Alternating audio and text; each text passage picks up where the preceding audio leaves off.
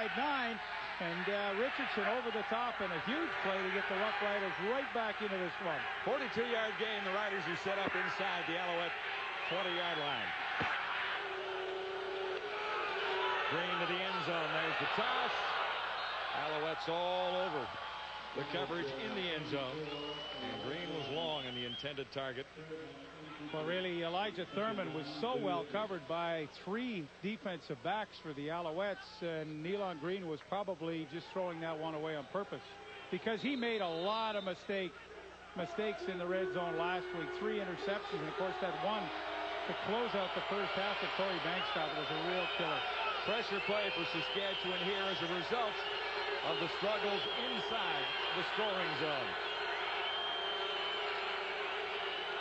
On 2nd and 10, Green missed, and the Riders will have to settle for a try for 3. Travis Moore was the intended receiver.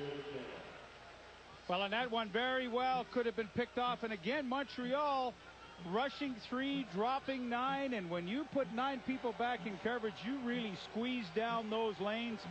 Kevin Johnson had a good shot at that football. Saskatchewan's lucky that they don't have one picked off and don't have this Paul McCallum opportunity. McCallum 3 for 3 against Ottawa last week, accounting for most of the Saskatchewan scoring in a losing battle against the Renegades. This will be spotted at the 25, and Paul McCallum gets the Roughriders on the board. They settle for 3. They were searching for 7, and that's something that Danny Barrett has been talking about. Figuring a way to get to the end zone, and don't settle for 3s, take 7s. Or a touchdown, it either gets your crowd into it or it takes the opposition's crowd out of the game. So it's important to capitalize in just momentum for your whole team. Your defense starts to, feel a little bit good about themselves as well, because now they know that you're capable of putting the ball in the end zone. Well, John, after last week when 7 possessions, they had 3 field goals. I mean, the touchdown does become important. The 3's like kissing your sister. It's okay. Well, it's not okay. It's okay to win somebody else's sister.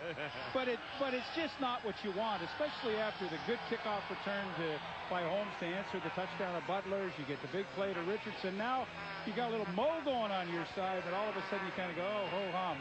Another field goal. Yeah, so not this again. It's not the big lift that you might think.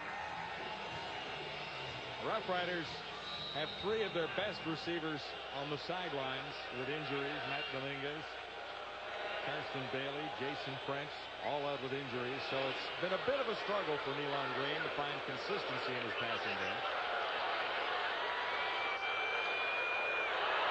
A big hole opens up. Tim Gilligan into the lineup for the first time, giving a little relief to Ezra Landry.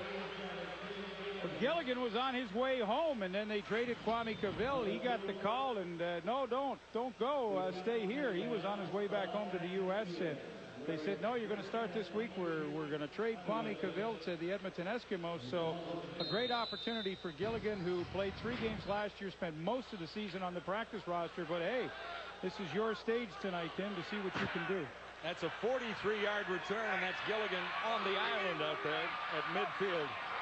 Wide receiver lined up out there, and the pass goes in that general direction, but not for Gilligan that time. Ben Cahoon was the target. Well, I'll tell you, I think Anthony Cavillo really made a smart play, because he's gonna try to get Cahoon out here, but watch Devin Bush come like this. He's going to pick this ball off if it's thrown on a line. That was a smart play by Calvillo, because Devin Bush was going for 6, and he's the leader in picks on that Saskatchewan defense.